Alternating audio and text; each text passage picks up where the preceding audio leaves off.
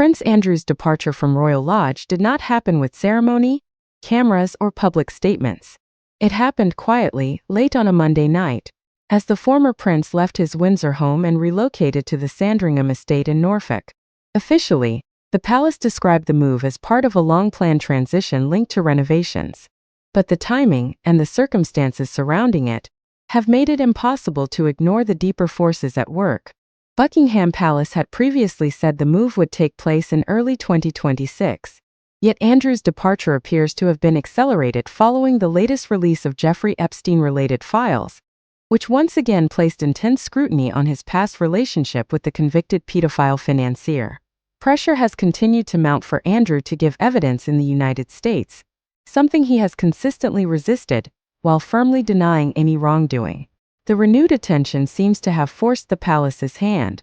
The announcement that Andrew would leave Royal Lodge originally came in October. At the same time, his title of prince was formally removed.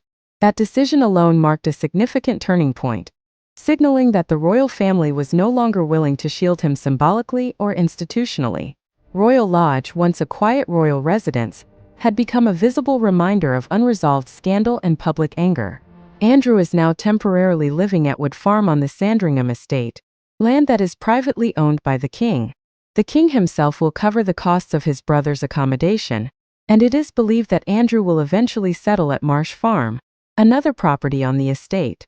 While the move reduces Andrew's public visibility, it also reinforces a delicate balance the royal family is trying to strike, distancing itself from controversy while still providing a duty of care to a family member.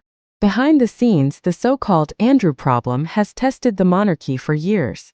Critics have argued that palace responses were slow, inconsistent, and at times ineffective. Royal Lodge, in particular, became symbolic of broader issues: privilege, transparency, and the use of resources tied to the crown estate. Questions were repeatedly raised about whether Andrew's continued residence there was appropriate given the circumstances. The controversy intensified due to the nature of Andrew's lease. In 2003, he entered into a 75-year agreement for Royal Lodge, paying more than £8 million upfront.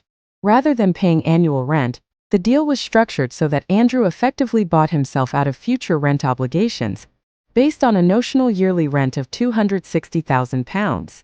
At the time, the arrangement raised eyebrows but remained largely out of public view. Under the terms of the lease, Andrew could have been entitled to nearly £488,000 if the lease was surrendered early. However, a report from the National Audit Office, later cited by the Crown Estate to MPs, delivered a decisive blow. It concluded that the property is in such poor condition that Andrew would, in all likelihood, receive no compensation at all. What once appeared to be a financially advantageous arrangement has now become a liability. In October, Buckingham Palace confirmed that formal notice has now been served to surrender the lease. The announcement followed weeks of controversy over the amount of rent paid to the Crown Estate and growing pressure for transparency. Royal sources later revealed that Andrew's relocation had been delayed until after Christmas to avoid the embarrassment of him being present at Sandringham during the royal family's traditional festive gathering. Sandringham itself has deep royal roots. Purchased in 1862 by the then Prince of Wales, later King Edward VII, it has long served as a private retreat for the monarchy. Moving Andrew there was not simply about accommodation, it was about containment. Keeping him out of Windsor and away from high-profile royal settings reduces the likelihood of public confrontation and media spectacle. Yet the controversies surrounding Andrew refused to fade. Thames Valley Police is currently assessing allegations reported by the BBC that a woman was sent to the UK by Jeffrey Epstein for a sexual encounter with Andrew in 2010. The alleged incident reportedly took place at Royal Lodge itself. The woman, who was in her 20s at the time and not a British citizen, claimed she spent the night at the royal residence. According to her lawyer, Brad Edwards, whose firm has represented Epstein victims since 2008, the woman says she was given tea and a tour of Buckingham Palace the following day. If true, this would mark the first time an Epstein survivor has alleged that a sexual encounter occurred at a royal residence. Andrew has not responded to the most recent allegations and has consistently denied any wrongdoing. For the royal family, the decision to move Andrew to Sandringham represents an attempt to draw a line over years of reputational damage. It is both a practical and symbolic gesture, removing him from a prominent royal property while maintaining familial responsibility.